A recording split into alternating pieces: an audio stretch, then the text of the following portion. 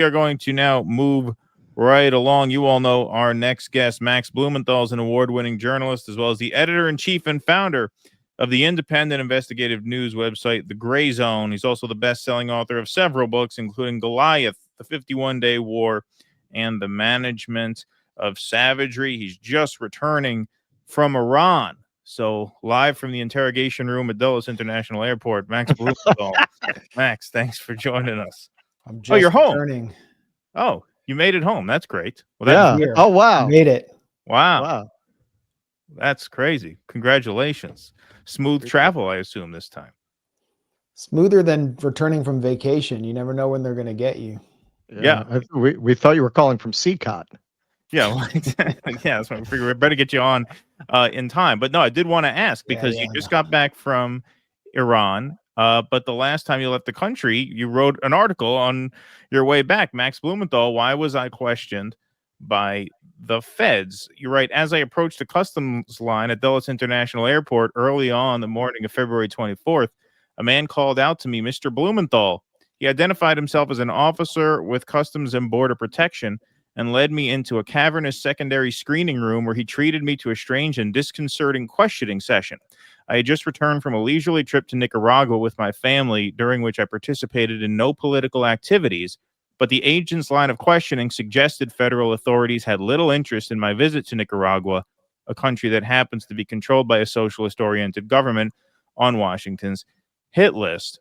As my family and I followed the agent down a long hallway, he turned to me and said, I love this, I caught your latest appearance on Judge Napolito. He was referring to Andrew Napolitano. That's right. Judge Napolito runs the garlic not eating contest out in Teaneck, New Jersey. A former Fox Napolitano jurist who hosts a daily live stream featuring former military and intelligence officials, as well as journalists like me who dissent from official national security narratives. Nearly all my appearances on Napolitano's program, Judging Freedom, have focused on Israel's blood-soaked wars in Gaza, Lebanon, and beyond through the past 16 months. When I asked the agent how he liked my interview with the judge, he shrugged and declined to volunteer an opinion. He later assured you were not in trouble and you were out of there. But were you, I mean, in all seriousness, I mean, we joke, but in all seriousness, does this affect the way you think about international travel, especially to a country like Iran, which is got to be on the shorter hit list than Nicaragua even? Well, you read the whole article, so I have nothing to add here. We can just move on to the next topic.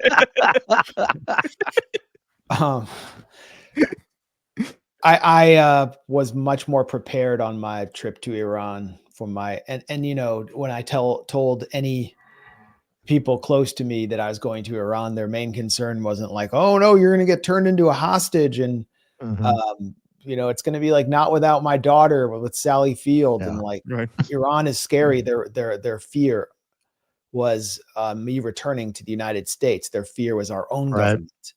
Right. And, you know, my fears were not realized, but the FBI has been over the past year approaching numerous people who've been to Iran, journalists and scholars who have been to Iran, and asking them for interviews without a warrant. And, you know, one of them is named Allison Weir, and she's done she runs a group called If Americans Knew, which mobilizes, you know, Palestine activism. And she was approached because she had gone to a conference in Iran several years ago at her home in the Bay Area. I spoke to her about it. She wrote publicly about it, so I can say all this. But I mean, I don't know.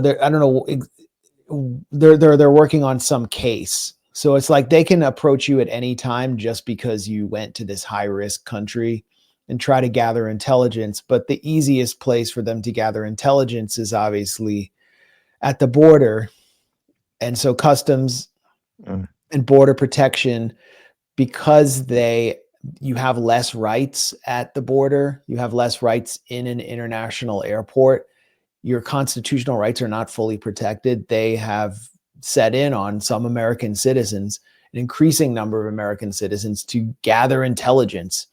And I guess when I was coming back from Nicaragua, what happened to me was what's called a TREC, TREC, where they just have a traveler recognition alert, and it gets activated, I guess, by some higher up in US state security. And then they assign some agent to interview me. And what he interviewed me about was unexpected, as I said, disconcerting. And I didn't understand how disturbing it was at that point.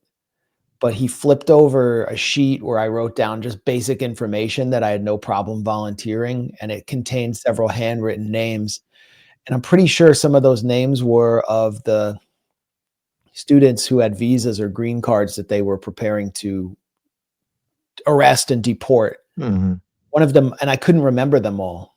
I mean, it was 3 a.m. I'd been on a long flight. But another one was Susan Benjamin, which was the birth name of Medea Benjamin. I didn't know her name was Susan. I just think of her as Medea. I've always known her as Medea. She's like, ever since I've known her, she's always been wearing pink. So it's like, this is the co-founder of Code Pink, by the way, one of the most prominent anti-war activists on the planet. So that was someone I guess they're looking at. They wanted me to give information on these people, either that or they just wanted to like deliver a tap on my shoulder and tell me they're watching me. And this was the same procedure that was initiated against Hassan Piker, who is more like in line with the progressive wing of the Democratic Party. And, you know, liberal media freaked out about him being treated to like a 2-hour questioning session. But it was the same thing. He was coming back from France, I guess. He wasn't in a high-risk country. And they still did that to him. Right. So anyone watching this, anyone, I think this goes for anyone. If you are traveling abroad, prepare, you know, for the slight possibility that you could have your devices seized, you could be questioned, and you have no obligation to answer questions without a warrant or a lawyer present. And you have every ability to get a second phone and upload everything to a cloud before you come back, and then sign out of your devices and all your social media programs and prepare to have your devices seized. That's something that you should consider doing if you're politically active in any way. And even if you're not, a lot of people, you know, if you have an Arab name, if you have Lebanese heritage, I mean, these raise the risk of you being questioned at the border and having your devices seized. So be prepared. And it's not going to go away after Trump leaves office. Yeah, we know an activist who was just telling me, I won't say her name, but she was going to get an award in Canada, and she didn't go. She said, "I'm sorry, thank you for the award, but I'm not going because I don't know how I'm going to get back in, if I'm going to be able to get back in." Yeah, it's amazing. It really is. Yeah, to what you were saying, I've been planning on going to China in the fall. And when I was originally talking about this, the fear was having trouble in China. And the fear has become coming back from China, of all countries, particularly with this administration. So you mentioned, I started doing some research on this after that happened to you, actually. So you didn't have to answer the questions. You still have that much constitutional protection. From what I understand, you don't have to surrender your devices. Things that I've seen recommend definitely disabling the Face ID. Obviously, the best thing is to go with a burner. But is that true? Do you have the right to demand an attorney? And if so, why did you answer questions? well, they'll turn the screws on you. Right. And yeah, that's what I figured. Yeah. you know, as far as the questioning I endured, which was very soft, and I felt like it was like almost like these are throwaway questions, just so they wanted to just harass me. And it wasn't even clear to me at the time that it was a Trump era flag. I thought, oh, this could be something left over from the Biden administration, but it was clearly a Trump era flag and a way of harassing me as a media commentator, as the agent indicated. So I was with my wife and kid, It was 3 Right. a.m. and I just thought, I'm going to be as polite as the agent was being very polite. I will be polite and I will cooperate to the extent that I'm comfortable, but I wasn't going to be a snitch. I'm not going to be, like, he was trying to literally turn me into a federal informant. Right. And, there's not going to be any snitching on activists who are engaged in legal anti-war activity. So I didn't know who those people were on that. And I just kind of looked at him with befuddlement and said, I have no idea what this is. And I started asking him what it was about. And he refused to tell me and really seemed to want to get me out of there. So it was all over.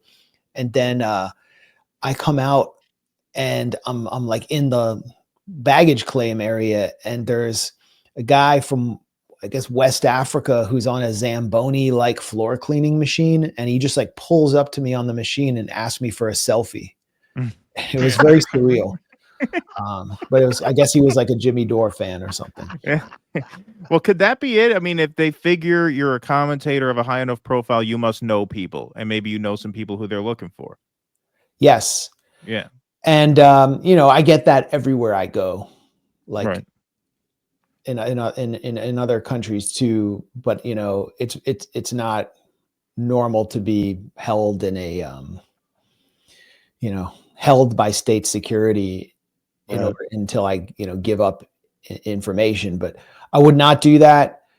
As far as surrendering your devices, they offer you the option of, this is what I've heard from other people, of having your data copied right then and there. You open your phone for them and then they just go into another room for a minute, take all your data, put it in their Big Brother central scrutinizer database, and then they give you your phones back. And then your phone could be fundamentally compromised.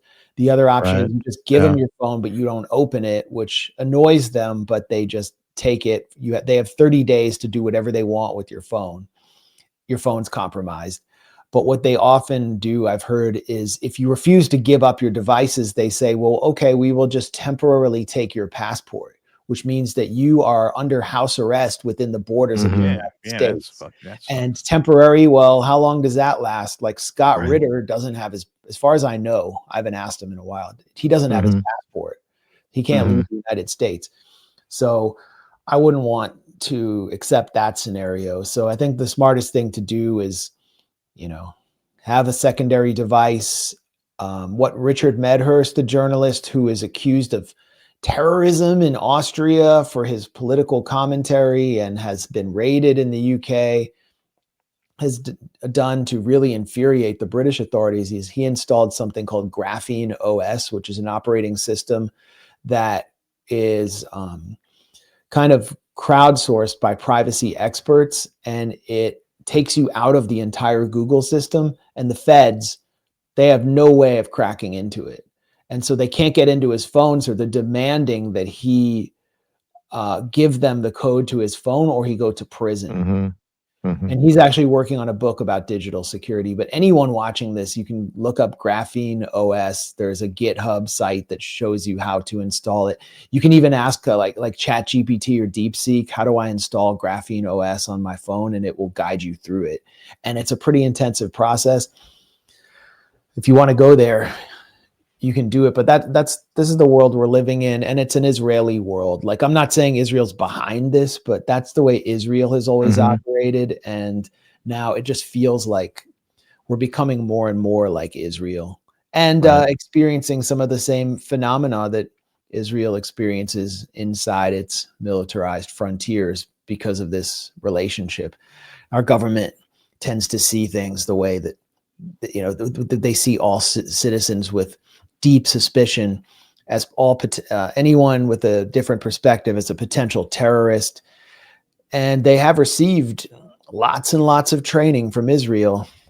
Boston's Logan Airport. You guys are up in Massachusetts, right? No, I'm in New York City. New York. You're in New York. I'm in the capital region, New York. He's in the city. Yeah. Okay. For some reason, I always associate Keaton with Massachusetts. I don't know. Interesting. I don't know why. I got to ask Abramate about that next time we have him on. Why do people look at me and think Massachusetts? Why is that? Why do you think that is? Anyway, Boston's Logan Airport faced a number of lawsuits from black travelers primarily. And it turned out that they had hired a guy named Michael Rosen, who was an Israeli security consultant, who was training them in all the techniques of recognizing micro expressions, grabbing people's phones, basically profiling and taking people inside secondary screening for interviews who seemed suspicious. And all the officers through their training were basically told, anyone who wasn't, white male who looked like he was in business attire is a potential threat. And so they started getting all these anti-discrimination lawsuits and had to change the way they did business and fire this guy. This has been happening at airports across the country.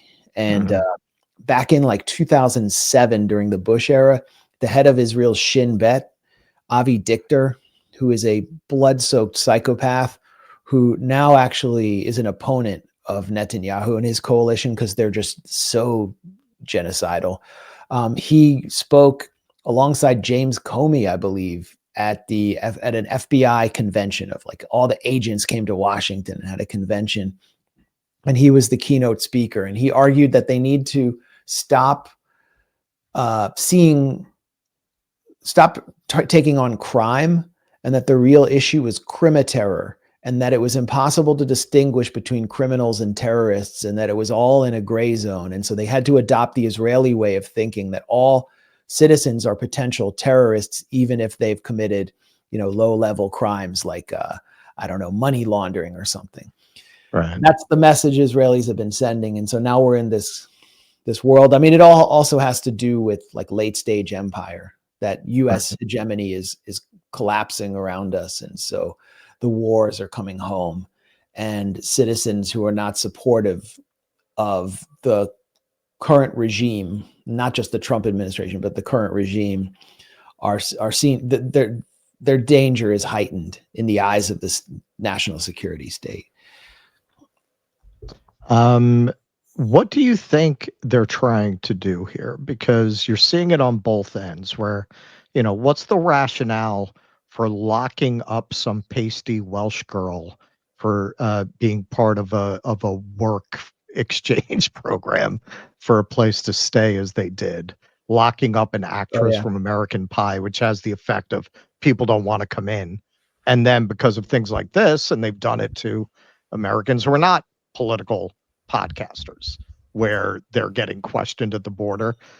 So right now it's anecdotal, but there have been several articles written about Americans not wanting to leave because they're afraid this is going to happen to them. It seems like they're trying to lock us all into this country. To what end? Why are they doing They are, yeah. That's I used to laugh at people when they would say, "Oh, I oppose the border wall because one day they're going to use it to keep us in." Right? I'd be like, "Oh man, you've been watching. You sound paranoid." Well, I mean, just last week, the State Department supported a measure to videotape Americans as they leave and to install a whole new all-encompassing security apparatus on the U.S.-Mexico border to record Americans when they leave. I think Marco Rubio said something about seeking to prevent like student protesters from self-deporting. So it's happening, along with Palantir's all-encompassing surveillance system that the Trump administration is contracting with. And the way in, the kind of political way in, is immigration. That illegal immigration was extremely unpopular by the end of the Biden era for a variety of reasons. And the Trump administration had full latitude to use immigration as a political device to ramp up mass surveillance and beef up the security state that had been consolidated by 9/11. They haven't really had like some what Paul Wolfowitz called days before 9/11 a catastrophic and catalyzing event yet. Right. But immigration is what they're using to justify this massive contract with Palantir to gather as much information as possible on Americans through all of our social media habits, create profiles on us, and who the hell knows what they're able to do using our social security data and our tax data and so on. But it's all happening under the rubric of immigration. why are they going after, a Welsh girl, for example, and detaining them? There's Right. so many travelers who are being detained in ICE facilities, who are being subjected to borderline abuse. It's because politically the Trump administration needed to do some shock and awe against foreigners in order to satiate the sadistic desire of their base for revenge for all of these horrible things that undocumented immigrants did, in place of their ability to carry out mass deportations. They're not going to be able to do it.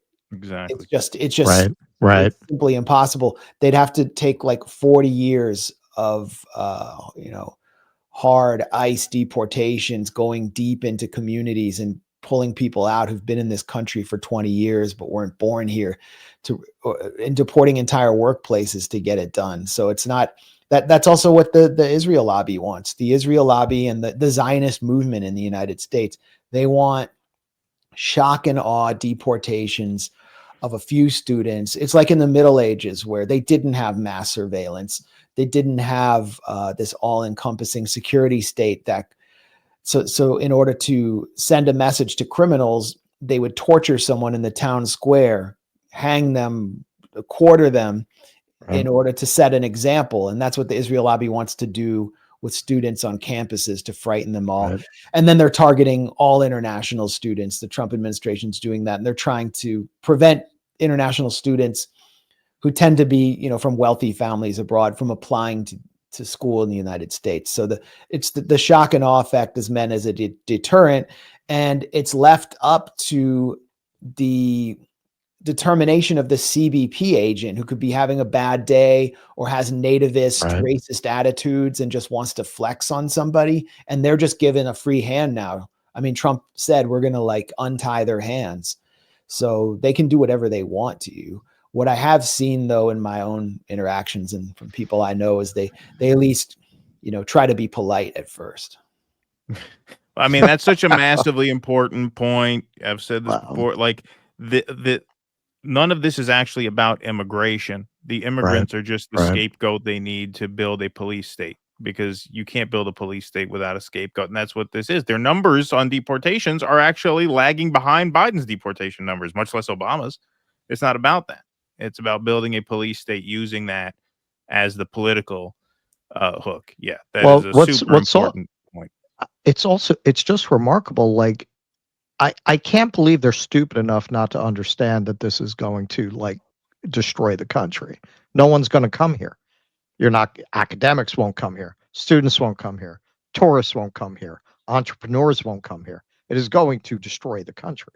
So what do they think that's going to lead to? Even their own base is not going to be happy with the results of this. Yeah, I don't think Trump's base sees that as destroying the country. I think they see that as some kind of renewal.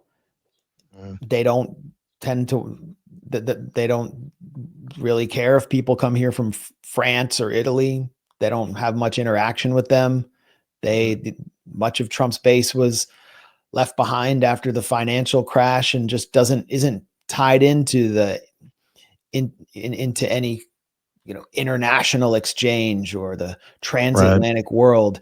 It's a lot like the British voters who are voting for the Reform Party of Nigel Farage and don't really care about the Schengen zone. The whole part of the debate around Brexit was that a lot of cosmopolitan younger people in London really valued their ability to travel without a passport inside the Schengen zone. But then you had a whole other mass of people who were more in Northern England, from déclassé, lower middle class, working class backgrounds, who were losing status continuously because of the EU.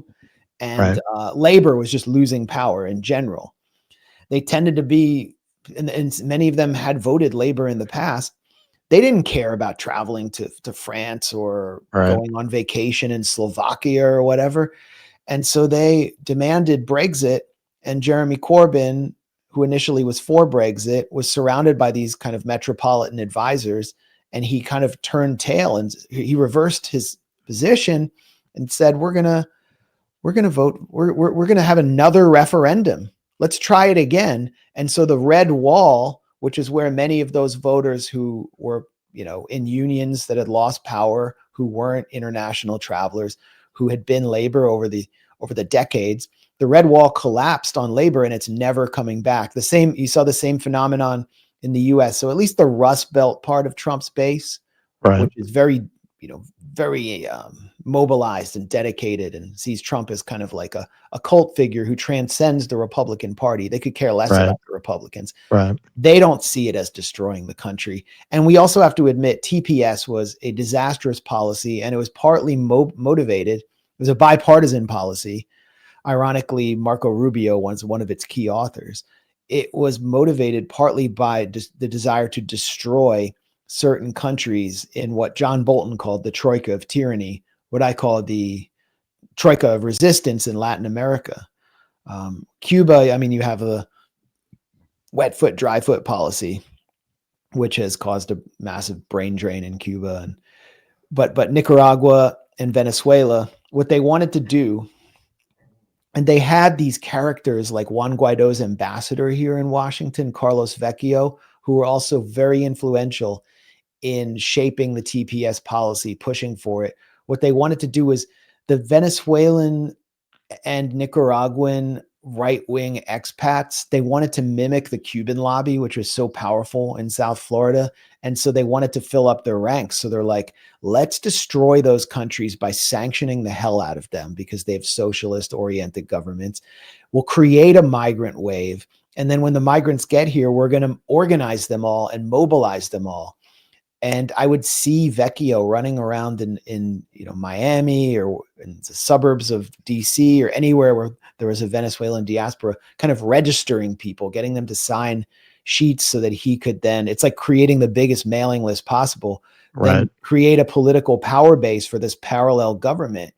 And so they're the ones to actually blame, but the Trump administration was the one that empowered them and gave them their fake government in the first place, recognized them and sanctioned these countries, as well as, participating in the destruction of Haiti, which got the Democrats all supported TPS on the grounds that Haitians would get it because Haitians do not tend to vote Republican. They tend to support the Democrats. So they're like, we're going to offset all of these anti-communist expats from Nicaragua and Venezuela.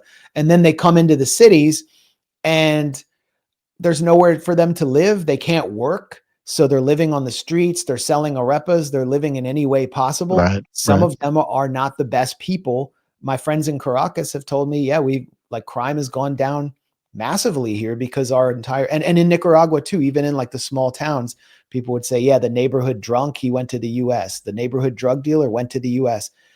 They all came in here on this bipartisan policy, and it led to where we are, which is, the Trump administration is trying to end the policy completely, and they're going about it in the most sadistic, despicable way possible, and also taking the opportunity to beef up the security state, and whatever's left of democracy will be in shambles by the time this is over. So do we need to go into exile, Max? We're going to be, we're getting, I'm sure you are too. We're getting a lot of people in our chats saying, we do the live stream. You guys need to come to my country. You need to go to Mexico. You need to go to Spain. You need to Well, there's a great irony in that. And, I spend time in those countries, a decent amount of time, and interact with some of the expats there. And there's all these mostly white Americans who go to like Costa Rica or the southern coast of Nicaragua, or they love the Pacific coast of Mexico, and they just get to be there doing whatever they want, buying property. And most of them don't even try to learn Spanish. And a lot of them support Trump. They definitely support Trump more than they supported Kamala. Really? Most of them supported Trump because they couldn't stand all the COVID regulations, justifiably, the lockdowns and so on. But they don't see the irony in their own political preference for someone who's trying to push English only policies in the U.S. and treat visitors to the U.S. below a certain income level as terrorists, when they get to go anywhere they want with their passports, and they don't even bother to try to integrate into the local culture, don't interact with hardly any Mexicans or Nicaraguans. And I mean, there is an irony there. I was surprised. I was in Grenada, Nicaragua, that there were so many American expats there. I didn't expect it in that country. I mean, Nicaragua is more, you get more of the kind of like freedom refugee types who are more ideological than Costa Rica. Costa Rica, they're more like luxury expats, Right. but you know, and Nicaragua is more of a, has a less developed tourist infrastructure.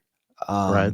I would highly recommend it, but you know, if you're going to go there, you should learn about the Sandinistas. You should understand why people support them and try to understand the local culture and their whole history of resistance. Right. It's just kind of tragic to see all these people who say they're fleeing for freedom, but they showed like no interest in one of the biggest resistance movements in the world, in the Sandinistas.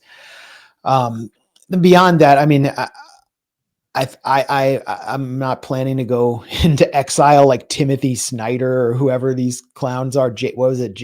Jason Stanley, these professors who said like America is now under fascism. Oh, yeah. To take like high profile academic positions in Canada, the country that declared emergency law because some truckers took over like a part of Ottawa for a minute. Like, oh, it's so free in Canada. Well, they arrest people for pro-Palestine they're never journalism going to have too. an opinion that's going to give them any trouble there. Right. Well, that's the thing. Right. Exactly. But we got to stay and fight for as long as we can. I mean, I'm not going to be suicidal here. Like if I feel like I'm not wanted in this country, I would leave. And I mean, I don't know. Are you thinking about, is this the first time you've thought about leaving? Oh, no. It's something we get asked about it. And yeah, no, of course. Well, the thing is, my mother was born in Malta, so I'm a citizen of the EU, even though I've never been to Europe. So it's kind of easier for me than it is for most people. You're so that's Maltese. What kind of gives me the thought. Yeah. Like Pete Buttigieg. Yeah, like Pete Buttigieg. Yeah, exactly. I'm married to an Australian in America. Yes, and the second most high-profile Maltese American. Yes. So that gives me options. I can go anywhere in the EU. So I have thought about it. Yeah, of course. I think it's got to be on the back of a lot of people's mind. You know, like it's not a likelihood at this point, but just like you said, man, like yeah, if we get the sense we're not welcome, why would you live in a place that doesn't want you? You know, well, and look, in the context of this, I mean, now I can get really black-pilled, but to be honest, just the way I feel about it, to look at the last 19 months to see what this country will just allow to happen does give me the sense that this is an unsalvageable and irredeemable project, this American project. It's the way it makes me feel. And I don't like feeling that way. I'm a politically conscious person. The way I fell ass backwards into doing this for a living was by caring. And so I do care. But at the same time, you look at this, it is hard to shake that feeling of this is just intrinsically not a worthwhile place to invest in anymore. Like I do struggle with that, if I'm being honest. It does feel hopeless. It feels hopeless politically. It feels hopeless when I see people who are fairly politically educated and very well-meaning constantly fall back into the trap of the Democratic Party and never even try to create an alternative. They just constantly fall back into it through the trauma that the media inflicts on us anytime a Republican is president, and the trauma the Republicans inflict on us. And then they complain about the Democrats, and it's just the same hopeless cycle. So there is that. There's this feeling of hopelessness. The Gaza genocide is absolutely seminal. Just watching just to witness the tolerance, the limitless tolerance that our political class has for this genocide. 18 months in, Bernie Sanders won't even call it a genocide. And he's the only senator who's calling for limiting arms to Israel in any meaningful way. And he still won't call it a genocide. So it's kind of like, what are we doing here? But at the same time, I think we have a special obligation as American citizens to fight from within some extent. I'm not, calling for treason and overthrowing the government and criminal activity, but we're on because then we'd have no now. choice but to leave now. We'd have no choice but to take some relief you're not doing that, because I don't have a bag packed at the moment. Yeah.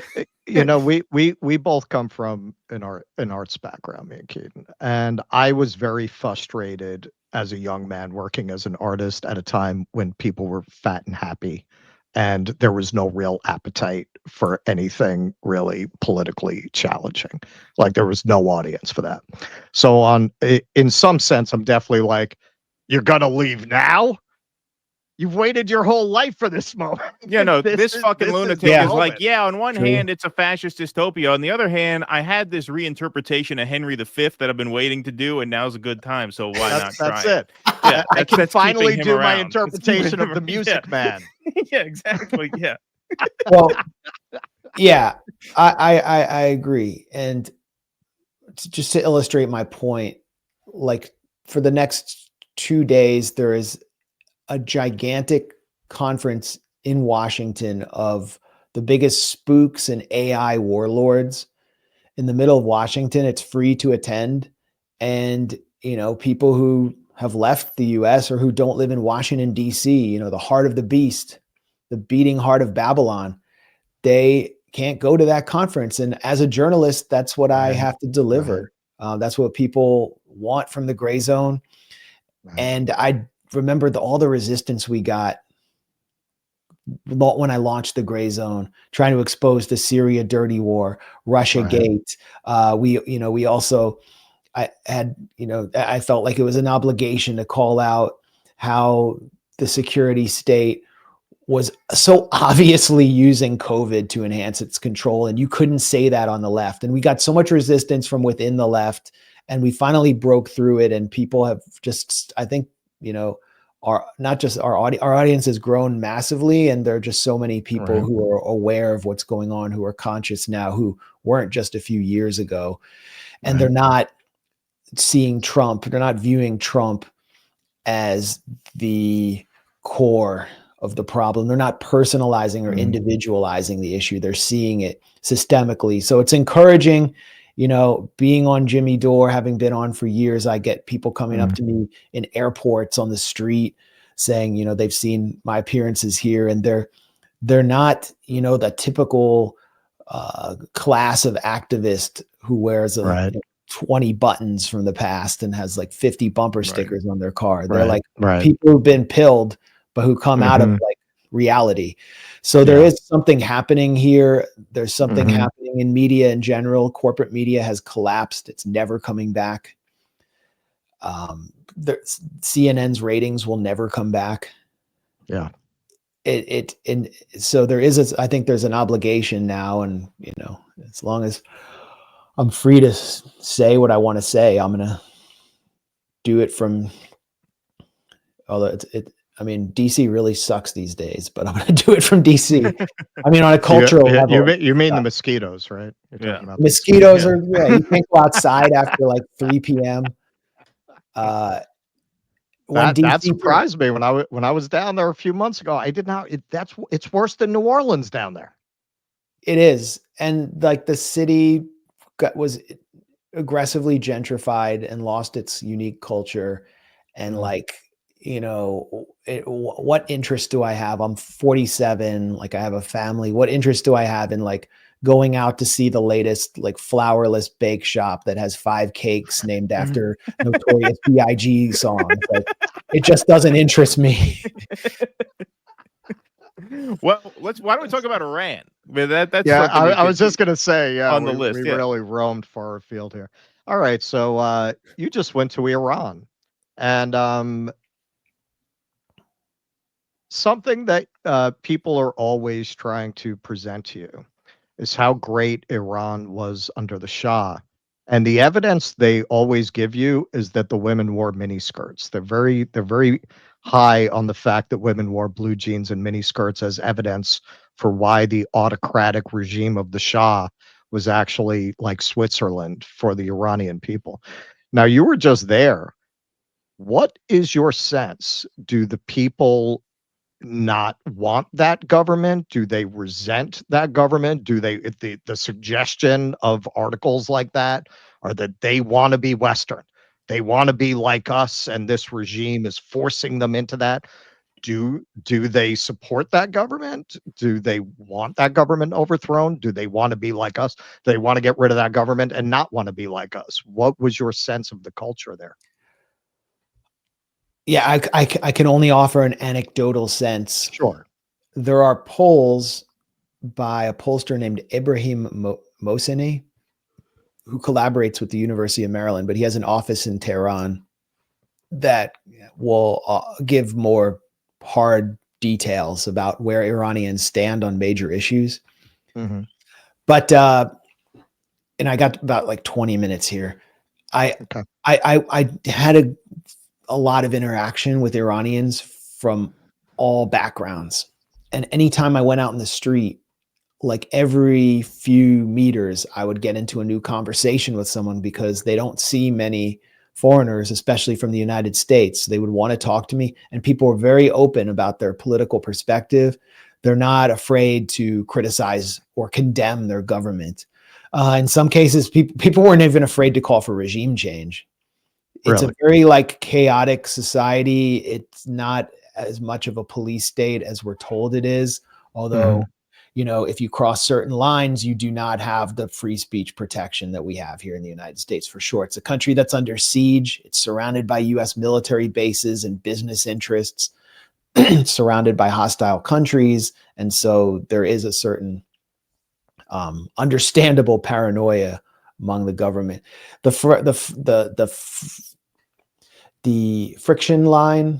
friction point is not necessarily over the government. With many Iranians, it's over the system itself. It's over the Islamic Republic. Do you support the leader, Ayatollah Khamenei, and the system he represents, or not? And I met Iranians, young Iranians, a number of young Iranians who were extremely critical of the government, extremely critical of the leadership being ineffectual and somewhat incompetent, but they said they support the leader and they support the Islamic Republic for various reasons. Some of them, and they tend to have more political education, be maybe more activist minded. But you know, at the top of the reasons for supporting the Islamic Republic is its foreign policy of supporting oppressed people in the region and challenging Israel and U.S. hegemony. They are proud of that. They're proud of the independence of their country. Then you have like the warring camps, the principalists who support the Islamic Revolution and want to adhere to the original principles of freedom, independence, and Islam. And then the reformists who represent more of the urban middle-class public. And I mean, they're having it out. Their debates are as vicious as anything we see in the US between Democrats and Republicans. If anything, they're fighting over much more material issues, like how to engage with the United States and the economy. They're not always fighting over cultural issues. There was the Masa Amini color revolution attempt in this is like a few years ago. And this was over a Kurdish woman who was taken into the hospital after being arrested by the morality police for improperly wearing her hijab. And medical information, Ministry of Justice documents, Ministry of Health documents all show that she had a condition that may have been exacerbated, but she was not beaten to death or beaten for not wearing the hijab. But the story that came out to the West was she was basically beaten into a pulp by the morality police and died in a hospital. It set off massive riots as well as protests in Iran. Over 50 police officers were killed, like members of the Basij, who are sort of student and young volunteers who want to support the Islamic Republic, were killed, stabbed in the streets by rioters. There was clear Western intelligence involvement. There was an armed insurgency on Iran's frontiers, and they held on. I think the West thought that this was going to topple the government, the so-called regime, and it failed to do so. And, so we have to look at Iran as a very resilient system. At least 20% of Iranians, according to the polls I've seen, are hardcore supporters of the Islamic Republic and will lay down their lives to defend it. And that's a lot of people. And there isn't the same intensity on the other side. And one thing I noticed that you notice immediately once you, not just when you arrive to Tehran, but when you get on a flight, like if you take a connecting flight from Istanbul, which is a place where there is no hijab mandate, is that nobody's wearing, very few women are wearing hijab getting onto the flight. One woman getting on my flight was wearing a sports bra. It was like she had just gotten out of the gym. And then when you get there, okay, women aren't wearing mini skirts, but you like 40% of the women in the street are just not wearing their hijab, and they're facing no problems at all from any morality police. I traveled through Iran with a woman, with my wife, Anya. And so I would see it on a more intimate level, how women are, treated. And she maybe once was asked to put on her hijab going into like a hotel or some official building. I don't exactly remember what, but after like day 2, she just dropped the headscarf. And it's very clear that the government, the state, has made a decision after this Masa Amini color revolution to try to reduce the friction between the secular and religious segments of the public, and to take that card away from the West that wants to use cultural issues to incite rebellion against the government. And they've done that to the point where they've actually pushed back on popular protests, grassroots protests from pro-revolution elements, demanding that the headscarf mandate be enforced. They've told them, go home. We don't want this friction. Let us handle it. So that's something that isn't really conveyed to the American public. But if you're watching this right now, after you finish watching me because you're so transfixed by my brilliant analysis, when it's done, go on YouTube and just search like walking tour of Tehran, and you can see for yourself, or you can watch some of the walking tours I did on Twitter where I would publish like just 5 minutes of me walking around, like I walked around a like kind of resort area right below Mount Tochal, which is north of Tehran. And you'll see like almost every woman is not wearing hijab, but they have to like bring the scarf with them and have it ready. So it's still an issue. It's still an issue. And, many people told me like they're very frustrated with it. Religious people tend to support Palestine more and be more supportive of solidarity with Palestine. The middle class secular people who are not as supportive of the Islamic Revolution would tell me, why are we supporting Palestine? It's far away from us. Like it would be like talking to an American about who's questioning why we're supporting Ukraine. They don't get it. And they think that Iran is wasting money that could be spent at home on supporting these allies like Hezbollah, Ansarullah in Yemen, Hamas in Gaza, the popular mobilization units in Iraq. They just don't get it. And part of the reason is they watch satellite TV, and BBC Persia is doing a very effective job at driving a wedge.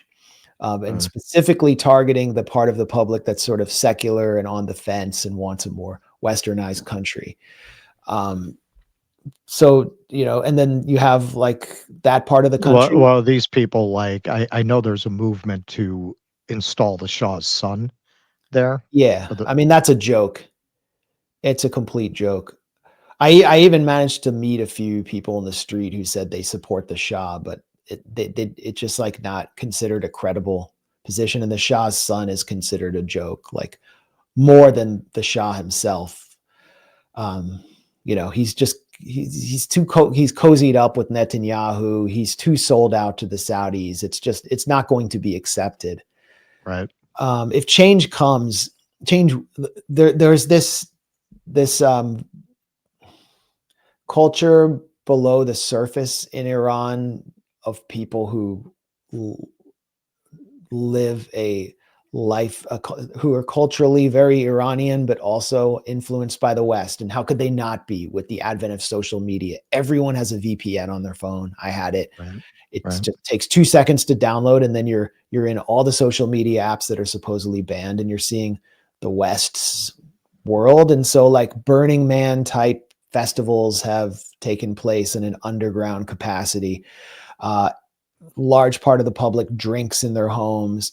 I went to like a hippie market that takes place on every Friday, like a hipster crafts market, really cool. And on the outskirts of it, I smelled marijuana. Like Wow. it's So is that like a throwback to the old hippie trail where people would go overland through there? it wasn't like, people going to see their guru in Kathmandu in the 60s. It was like young Iranians who have probably grown marijuana, and like Mhm. it's all happening. I saw goth youth, like dressed like Wow. goths, dressed like some young people dressed like punk rock, walking down the street in Tehran, encountering no problems. I took the metro all the way through Tehran. They have a very clean subway system. Would function much better if all parts weren't sanctioned by the West.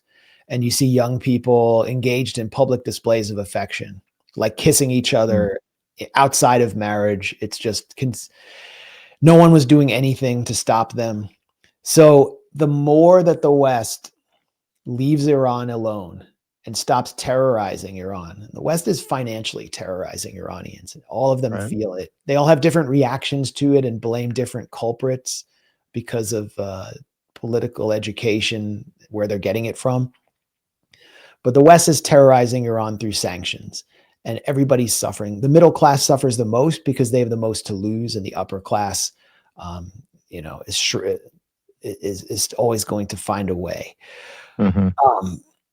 But there's that. But when the sanctions go away, the West stops terrorizing Iran, stops trying to sponsor color revolutions, stops threatening Iranians with war. It will liberalize more. It's just going to happen naturally. And so as long as, you have the Zionist axis besieging and threatening Iran, there's always going to be, cause to justify, to justify the status quo. It's the same with Cuba and the Right. embargo, Right. the siege of Cuba. It's the same Right. thing. We're protecting you. Well, there's Like always the going to regime be, can claim we're protecting you. yes. The reform would have taken place naturally within the Soviet Union, but the West wanted to claim credit for victory in the Cold War and to bring down the Soviet Union. And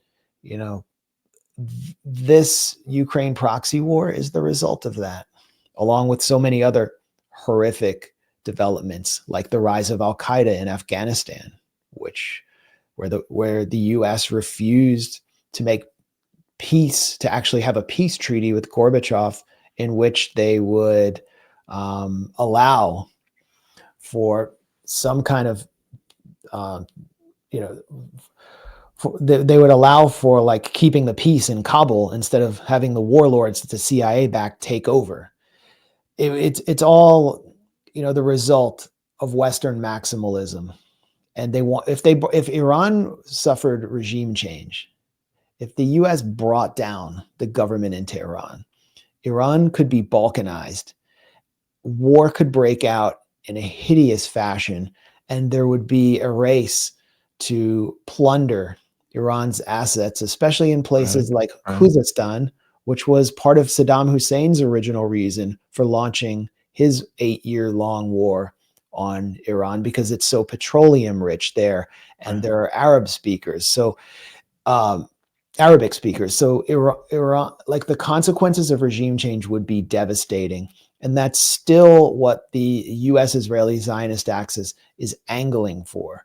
But there's been an announcement today that the Trump administration has flouted Israeli demands for 0% enrichment in Iran and is going to allow low levels of enrichment. I don't know if that's true or how it will be received in Tehran, but that could be actually a way, a path out of this nightmare if the US provides sanctions relief. And after the 2015 JCPOA, and I got this from across the board in Iran, nothing really changed for Iranians. Nothing changed for Iranian businessmen. Nothing changed for the Iranian middle class, and certainly nothing for the working class. There was no real sanctions relief. Right. And so the real sanctions relief is going to have to be delivered for Iran to agree to allow themselves to basically be spied on by American inspectors and to reduce capacity of something that's their national pride, which is their nuclear program, their civilian nuclear program, which has produced, for example, radioisotopes that are used in treating 1 million Iranians who have suffered from cancer and other diseases.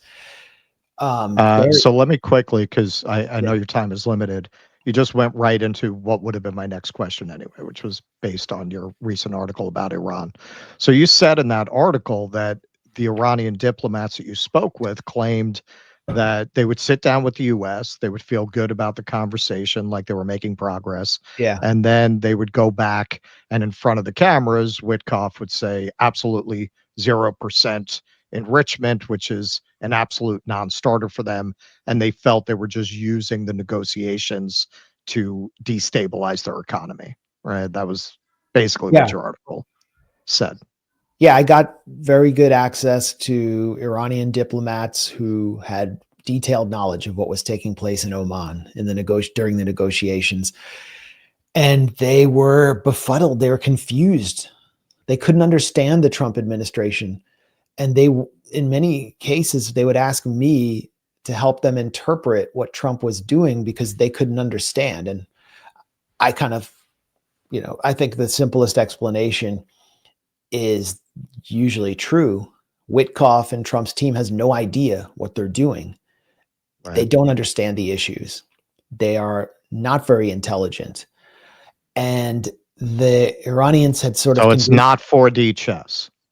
The Iranians had to convince themselves there was some deep theory behind the Trump administration's bipolar behavior, that they were playing 4D chess and were using their wildly shifting narratives and talking points to destabilize Iran's economy, because the economy would be destabilized every time Trump would say something belligerent. It would also be destabilized anytime Trump would say something positive, because oil prices would go down in expectation that Iranian oil would come onto the market in a formal sense, which would mean the price of oil goes down, and that affects Iran's economy as well. But I mean, I had a friend tell me, your hotel would have been cheaper tonight if we weren't in these negotiations, because today the economy, the real weakened against the dollar, and you're not allowed to use, you can't just, use dollars in Iran. So, I mean, I'm using real. And so my dollar wasn't worth as much anyway, or the real had strengthened against the dollar. So my dollar wasn't worth as much. Anyway, you get the point. So they're trying to interpret Trump, but the reality is, I think, pretty simple. The Trump team will meet in Oman, and they're very overwhelmed. Steve Witkoff is busy with Ukraine. He's busy with the Gaza ceasefire, which he's just utterly screwed up, like in a disgusting fashion. And he's playing Israel's lawyer there. And then he makes time for the Iranians. They have some positive interactions because the Iranians are actually making concrete proposals, including to, for example, have a consortium sharing uranium with U.S. allies in Saudi Arabia and the United Arab Emirates. And then the U.S. team will say, okay, this sounds good. They don't know what they're doing. And then they go back to Washington, and then Zionists descend on them from the Foundation for the Defense of Democracies and Miriam Adelson. And they say, oh, no, you don't. Netanyahu wants the Libya model. He wants to blow up the power plants. And then they send a completely different message when they're being interviewed on the Sunday shows, as Steve Witkoff does, and it throws everything into chaos.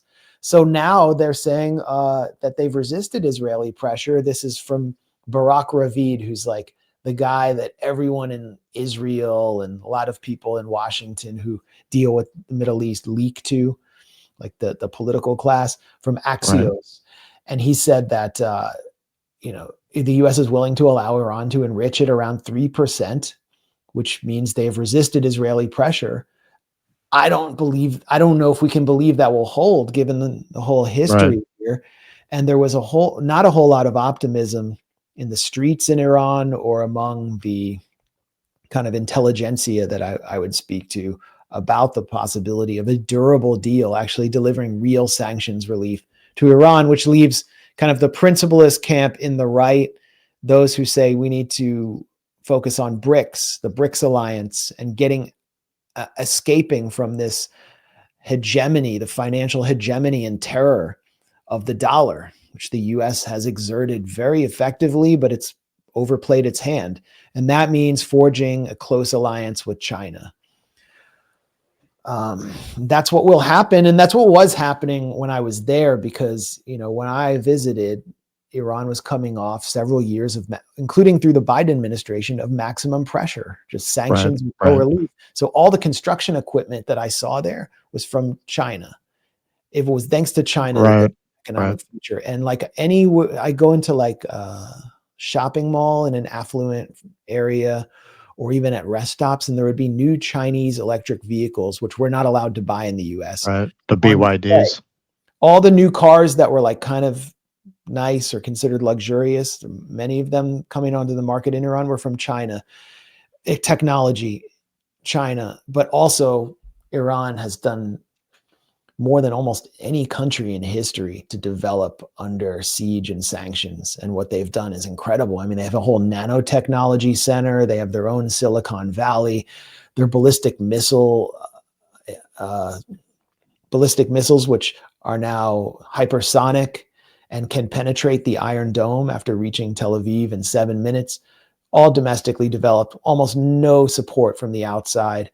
Their civilian nuclear industry mines uranium locally, trains thousands and thousands of researchers locally, domestically. Their drones, they have one of the most powerful drone industries in the world, to the point where they're now exporting drones to Russia to use in the Ukrainian theater. Many of their drones were reverse engineered from US drones, which were either captured or taken down by Iranian domestically developed anti-aircraft systems. So they've done so much domestically, and it really sets the stage for them to come out of sanctions without giving up their independence. But we'll see this government, it's a reformist government. It's a government that's more inclined to make a deal with the West than what will follow it and what preceded it with Ibrahim Raisi. We'll see if they are willing to make a deal with Trump and not get burned. All right. Do you have time for a quick take on Bono before you go? Go back. I think 2 or 3 years ago, we interviewed Roger Waters about Bono, and he told some hilarious stories. That went viral. I think you should have Roger on to just ask him about Bono. Yeah, there we go. But remember, Roger called out Tom. Roger called out Tom. Yeah, Tom York. Tom York. Yeah. Yep. I think crappy music translates into crappy views, but then again, Imagine Dragons supports Palestine, so right. I have never understood the appeal of U2, honestly. They have 2 or 3 listenable songs. Or Radiohead, it's like sonic wallpaper for the most boring lifestyle. Well, I remember Roger Waters it's like talking the people about with the Monet prints in their bathrooms. I remember Roger Waters. Yeah. It's for everyone I went to college with. Yeah, Radiohead. Yeah. I remember Roger Waters talking about Radiohead, one of their more abstract albums. I couldn't get into it. I couldn't figure out what they were trying to do, because it was very just I think it was Amnesiac was the one that he was he trashed that one. Yeah, he trashes everything. But, yeah. But musically, but I mean, yeah, his take on Bono was hilarious. All right, remember when Bono was hanging out with George Bush and Rick Santorum? Oh yeah. Oh yeah. Yep. Well, he was really the Pope of neoliberalism Yeah. at that time. He was really the one who put a sheen on it. Like, no, I always think of that commercial. It was a telecommunications company. Is this a great time or what? Right. That was the whole tone of it. Right here, right now. Right. He was really the ambassador of that. Wait, was that wasn't you too though? No, No. that wasn't them, but that song was very much of that moment, Yeah, right? like the Right. Berlin It's Wall the is end of falling history. and- Yeah, the end of history. Yeah, exactly. Right. They're selling blue jeans in Prague. All right. You got the Bono? Bono Yeah. denounced the All right. IRA also back in the day, he would always try to show that he's a good Irishman, and he would Yes. denounce the Right. IRA at concerts. All right. So Bono went on Rogan and talked about USAID. Now, a lot of us rejoiced, I think yourself amongst them, when they went after USAID to dismantle it. But I think a lot of us hoped they would leave alone certain things that might actually support humanitarian efforts, which even Elon Musk, he tweeted out, well, the amount of good they did was more than zero. It wasn't exactly zero. And Marco Rubio said they weren't going to touch those things. So Bono and Rogan had a very interesting counterpoint on this. Recent report, it's not proven, but their surveillance enough suggests 300,000 people have already died from just this cut off, this hard cut of USAID. So there's food rotting in boats, in warehouses. There is this will fuck you off. You will not be happy. No American will, but there is I think you'd be surprised. 50,000 tons of food that are stored in Djibouti, South Africa, Dubai, and wait for it, Houston, Texas. And that is rotting rather than going to Gaza, rather than going to Sudan, because the people who know the codes or for the warehouse are fired. They're gone. And so this, I don't know, what do you think? What is that? That's not America, is it? Well, they're throwing the baby out with the bathwater. Right. Right. This is the problem. The problem is, for sure, Why is he there agreeing have with him? been a lot of organizations that do tremendous good all throughout the world. Also, for sure, it was a money laundering operation. For sure, there was no oversight. For sure, billions of dollars are missing. In fact, trillions that are unaccounted for, that were sent off into various, they don't even know where because there's no receipts. The way Elon Musk described it, he said if any of this was done by a public company, the company would be delisted and the executives would be in prison. But in the United States, this is standard. When Biden left office, when it was clear that Trump won, in the 73 days, they spent $93 billion from the Department of Energy on just radical loans, just throwing money into places. Right. And there's no oversight, no receipts. Like the whole thing is, there's a lot of fraud, a lot of money laundering. So what are your thoughts, Max? He said, there's the aid from USAID isn't going into Gaza because Americans who know the codes at the warehouses have been fired. Like that's the problem that's why there's famine in Gaza. No, nobody wrote it down. Because some Americans they just forgot the codes. Yeah. It doesn't have to do with the fact that the slaughter, genocide, Holocaust that Bono has refused to denounce and still can't denounce even in his first statement after 18 months has prevented for the last 11 weeks any food from going in. I mean, I could go on and on. We all know the reasons why, but I mean, Right. he doesn't even know what he's talking about. Then the issue of USAID itself as saving lives there is a phantom. People don't need food dumped on them in Africa from USAID. What they need is sovereignty, like the kind of sovereignty that we're seeing in Burkina Faso, in Mali, from people that have overthrown their governments because they weren't getting security protection because the French were allowing Al-Qaeda to infest their cities and kill them. Because the U.S. had, along with NATO, destroyed Libya and caused a massive migration crisis, and destabilized everywhere, in all the way into northern Nigeria, giving rise to Boko Haram. I mean, what is USAID doing there? They're just an avenue for U.S. infiltration, corporate infiltration. They're forcing people into these microcredit scams there and in India, instead of allowing them to develop their own countries and feed themselves with the massive amount of resources that they've had, to do what Thomas Sankara had tried to do in Burkina Faso before he was assassinated by a CIA asset. I mean, USAID also has doomed farmers across the world by dumping U.S. agricultural products that are surplus. Basically, there's this scam USAID has where the big agro produces too much product thanks to farm subsidies, which we pay for.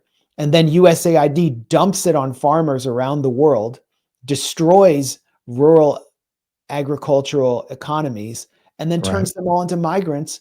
And then they come to the US. That's why someone like even Peter Navarro in the Trump administration has criticized that USAID program, because he doesn't want massive migrant waves. And he's correct. He's correct. USAID has been a cover for the CIA, and it has an entire department, the Office of Transitional Initiatives, which is focused entirely on supporting opposition movements that support capitalism and neoliberalism in countries that want to be independent, and supporting political figures, supporting media, supporting all this whole fake fact-checking industry. Like all these college students in Africa were getting paid to fight disinformation and misinformation, which was anything that challenged the objectives of the U.S. national security state in Africa through USAID, and we were paying for that. So it isn't even what Joe Rogan says, that it's waste and money laundering. It's empire.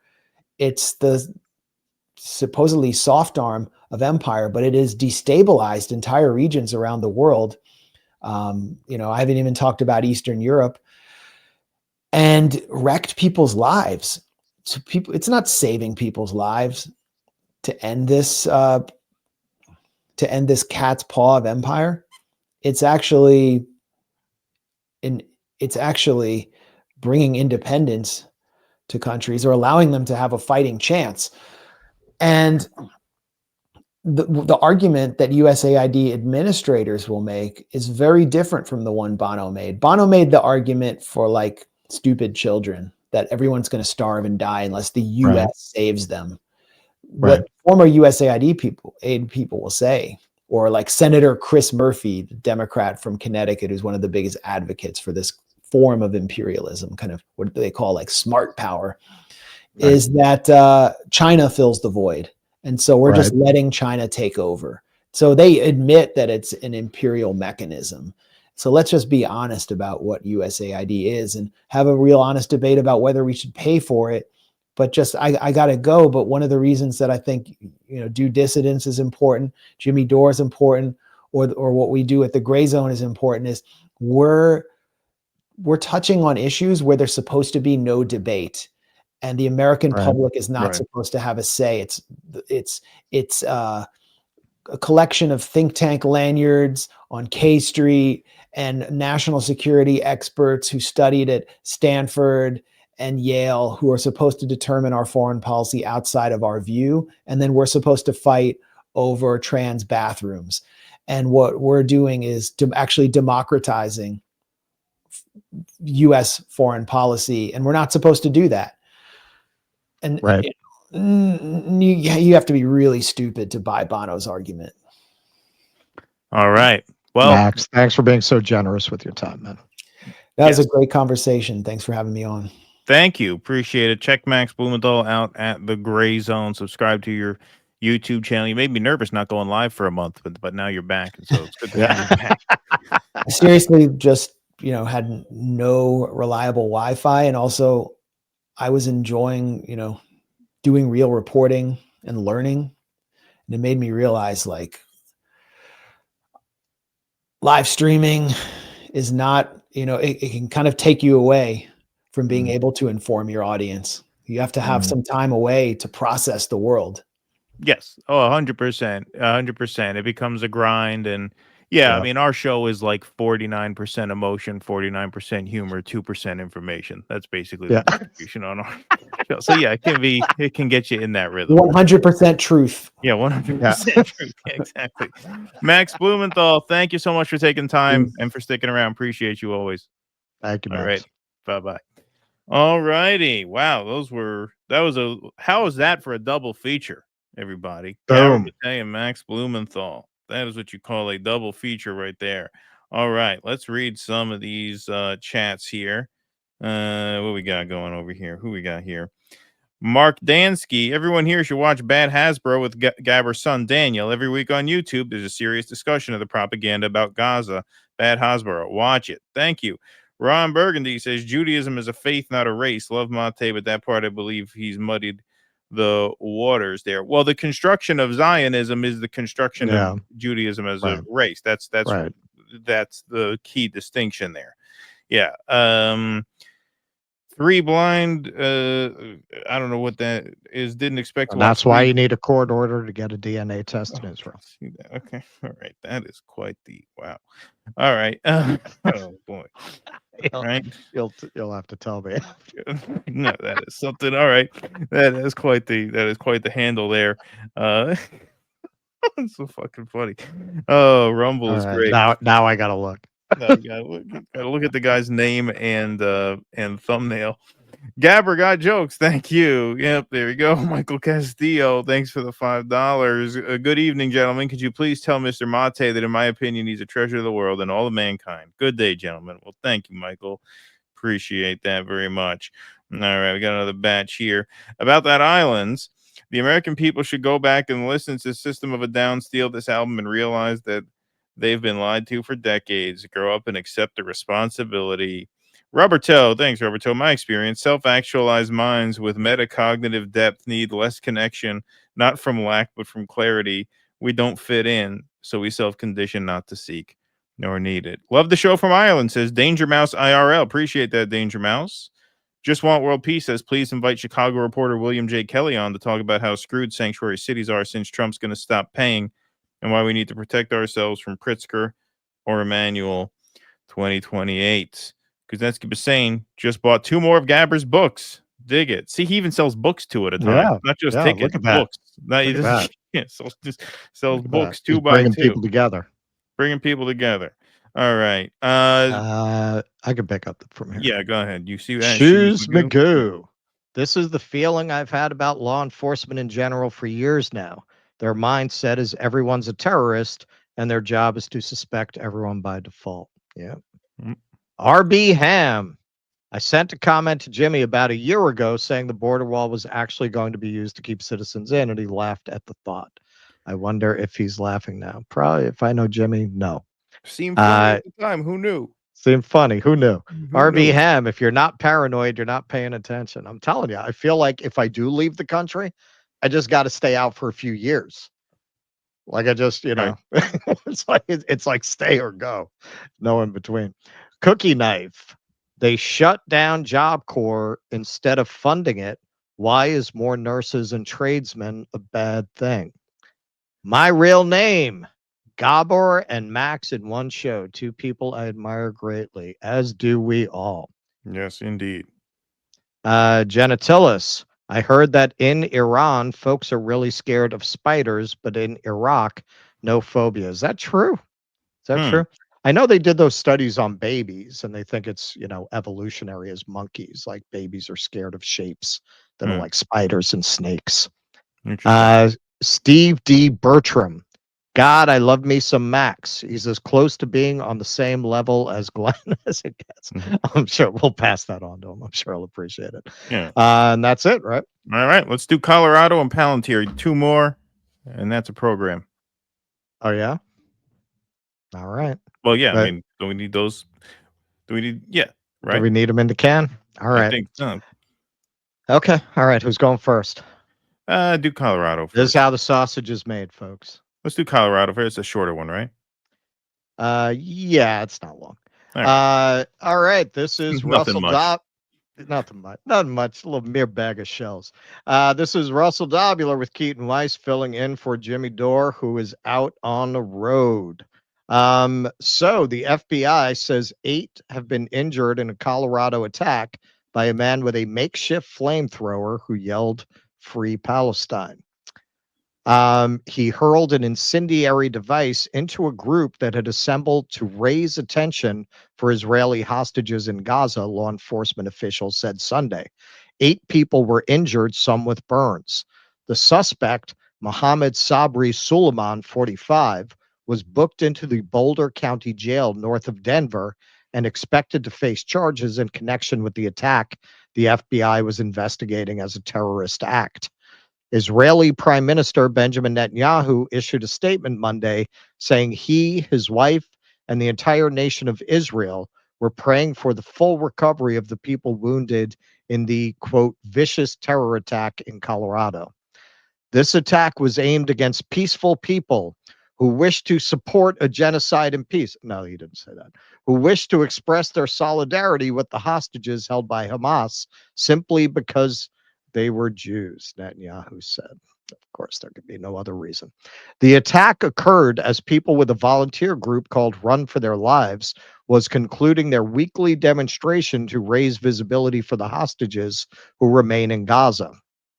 Video from the scene shows a witness shouting, "He's right there. He's throwing Molotov cocktails," as a police officer with his gun drawn advances on a bare-chested suspect who is holding containers in each hand.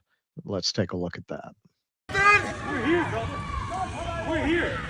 We can't do nothing about that. We can't do nothing. We can! Not here. You have to end Zionist! Not here, bro. You're not! People are taking video right You have to now. end Zionist! He was wearing an orange suit with like something on his back. Spraying alcohol. Spraying alcohol, but what he did was he made it look like he was here. He's making Molotov cocktails. Palestine! And for us, Well, we can't do it when he's got Molotov cocktails on if him. you are fighting, you have to That's what he's got right here is Molotov You're cocktails. right there. Alcohol. They are killers! Get back, Mom. How many? Okay. Can't believe that wasn't a Florida man. Alex Osante of San Diego said he was having lunch on a restaurant patio across the pedestrian mall when he heard the crash of a bottle breaking on the ground, a boom sound followed by people yelling and screaming. In video of the scene captured by Osante, people could be seen pouring water on a woman lying on the ground who Osante said had caught on fire during the attack. A man who later identified himself as an Israeli visiting Boulder, who decided to join the group that day, ran up to Asante on the video asking for some water to help. After that initial attack, Asante said the suspect went behind some bushes and then reemerged and threw a Molotov cocktail, but apparently accidentally caught himself on fire as he threw it. The man then took off his shirt and what appeared to be a bulletproof vest before the police arrived. The man dropped to the ground and was arrested without any apparent resistance in the video that Asante filmed. Authorities did not disclose details about Solomon, but said they believe that he acted alone and that no other suspect was being sought. He was also injured and was taken to the hospital to be treated, but authorities didn't elaborate on the nature of his injuries. FBI leaders immediately declared the attack an act of terrorism, and the Justice Department denounced it as a needless act of violence, which follows recent attacks against Jewish Americans. Now, of course, there is no justification for an action like this. We do not support violence. It is interesting the terms that he used, though, given that it's being painted as specifically an attack against Jews. This just broke today. Illegal alien, Boulder terrorist, told investigators he'd been planning the attack for a year and waited until after his daughter graduated, FBI says. Mohammed Solomon said he, quote, wanted to kill all Zionist people, and he would do it again, according to court documents. Now, it is interesting that he chose that particular term, which would imply that his actions, which again, we do not support, there's no justification for violence, violent action against unarmed people like that. But he did choose the term, I think very intentionally, Zionist.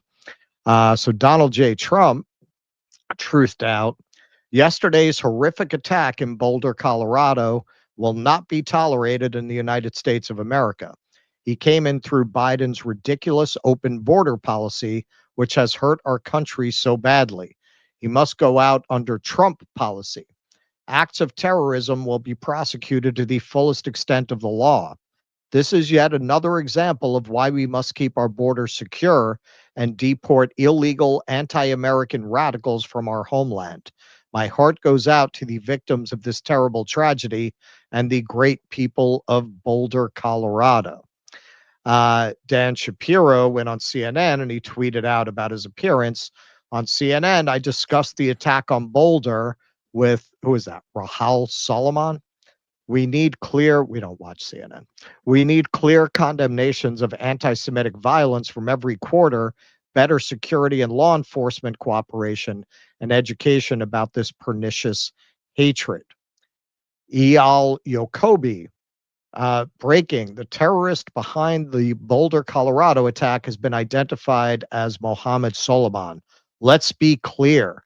The pro-Palestinian movement is not a protest movement. It's a terror movement. And Laura Loomer, brain trust that she is. This is a photo of Police Chief Stephen Redfeam with his husband marching in the 2019 Denver Pride Parade. I wonder where Chief Redfern's mind was yesterday on the first day of Pride when a Muslim terrorist burned Jews alive in broad daylight in Boulder. Disgusting. DEI equals DIE. The real Zionist propagandists, they are trying so hard with the MAGA base to draw a connection between wokeness and being pro-Palestine. They never miss an opportunity. So she would have you believe the police chief was not there at a completely random incident because he would have had absolutely no way of anticipating because he was running around shirtless with glow sticks at a pride celebration or something. And 99% Johnny Graz. Imagine if the media covered the Boulder attack the way they cover attacks in Gaza. And you see here the headline, Jewish extremists catch fire during pro-genocide protest. Yes, you'll never see that headline in CNN. So yes, I mean, we said this about the embassy shooting. This is terrible for the cause because it allows them to use that for propagandistic purposes to brand the pro-Palestine movement as a terrorist movement. And with this lawless administration, you give them any premise by which they can ratchet up illegal seizures of students, revocations of visas, arrest of protesters. They're going to do it. This is not the way. This is not the way. Whatever you think about the conflict, this doesn't help. No, it's and Jimmy did a great segment about the embassy shooting, speculating that there perhaps may have been more to that than what meets the eye. And I think that's certainly a possibility. Well, there was a mysterious man there who handed the keffiyeh to the shooter, which no normal person and then acts like stuck that. around for an interview. Presumably off camera, there are 2 dead bodies in that off frame, outside the frame. The point is, whether these are false flags or not, they function the way a false flag would, which is they invite tremendous backlash upon the movement. And what people are saying there on Twitter, which is basically now we need to criminalize the pro-Palestine movement. These actions give them pretext to do that. And once they do that, you are set back 1,000 steps because they have a police state that they tricked you into letting them build by bashing immigrants 24 hours a day for the last 2 years as if that was their real target. Deportations lag behind Biden's deportations. They lag behind Obama's deportations. They don't care about deporting people. They care about tricking people into manufacturing consent for a police state, which they have done, and they're well on their way to building that out both physically and technologically with this Palantir contract. So the point is, these acts of violence are terrible in and of themselves. Like, they're intrinsically bad. It's intrinsically bad to attack civilians, obviously, right? That goes without saying. Politically, they set the movement back a long ways to the point where they may as well be a false flag. And it is interesting that now that now that the tide has turned, this blockade really was devastating for Israel's image around the world and the way they are perceived around the world. Now you have governments like Canada, France, the UK, Germany even threatening to suspend weapons shipments. Hacks like Piers Morgan coming out against Israel. Hacks like Bono tepidly, but nonetheless criticizing Israel the way they were unwilling to do. The fact that these things are happening now is suspicious. Are these, and when you say a false flag, you're not saying it didn't happen. You're saying it was engineered, right? It's not to dismiss the loss, and obviously that kind of violence is horrible, no matter who did it for whatever reason, obviously. But yeah, this invites not only a political backlash in terms of public opinion, you are daring fascists to double and triple and quadruple down on fascism when you do this, which means it's a terrible thing to do. And you really don't have to encourage this crew. No, you don't have. These people need no encouragement whatsoever. So as a movement, what you have to do is you have to denounce it unequivocally, no matter what it was, because it's an act of violence against civilians. You have to denounce that under all circumstances and move on. And after the embassy shooting, that's what happened. Right. Everyone I knew, every pro-Palestine person I knew on X was horrified that happened, because they knew the damage it can do to the movement. So what did they do? Right. They denounced it. They moved on, and it didn't hurt the movement. Same thing here. Whenever something like this happens, you have to just denounce that violence and move on. And if we do that, I think we'll be okay. But if you fall into the trap of giving the police state pretext and ammunition, now forget it. That's a downward spiral into hell and moves very, very quickly. Yep. All right. Well, I thought we were at 8 with Max, but we were at 10, so we got 11. We went to 11 tonight, so I guess that's a wrap on it. Went to 11. Yes. I guess it's yabba dabba do time for us. But let's read some more. Blow that whistle. Yeah, blow that whistle. All right, let's do some chats here. Whatever we got here. All right. Fighting 332. Max, remember Eritrea has been punished from 1993 for showing self-sufficiency and sovereignty. USAID was kicked out in 2006. No AFRICOM, no USAID, no IMF, World Bank. Hands off. Bonehead Bono says my real name. Appreciate that. 4-Door, thanks for the $20. Says, isn't it funny how these violent anti-Israel attackers hang around waiting for the cops to arrest them while screaming anti-Semitic tropes and free Palestine? False flag, 100% MK Ultra. Thank you for that. Danger Mouse IRL. He didn't look like an Egyptian, not gonna lie. Thanks for the donation. Steve Bertram. I wasn't throwing shade earlier. I bought the earnest chat about being on time during the countdown. No. I mean, it struck me as playful snark. There's nothing wrong with playful. Yeah. It's fine. I don't mind. Pretty much our brand. That's pretty much our brand. Yeah, I don't care. No offense taken. I know the slight delay wasn't your fault. No, you're good. You're good, my friend. 4-Door, Israel just mowed down Palestinians seeking food aid. Then this happened. Weird timing. Kind of like how Israel shot at diplomats and then the attack at the Jewish Museum to overwhelm the news cycle. Well, this is what I mean, where I'm saying, like, look, we don't know if it's a false flag or not, but it may as well be. It functions the exact same way. Right. Which is why you just have to say it's kind of an not about that question and you move for on. now. Exactly. All right. Well, so ends another stint at the Jimmy Dore Show. It's been an absolute pleasure. Thank you to Jimmy and Steph and to the whole team here. You guys are amazing to work with. Andrew, Misha, Malcolm, Chris, the whole crew. You guys are great. Kurt Metzger, the great Kurt Metzger, who wasn't here tonight because we had a full guest lineup. But yeah, you guys were awesome. So it was a great pleasure. Thank you all very much. You got anything? Nope. Thanks to the whole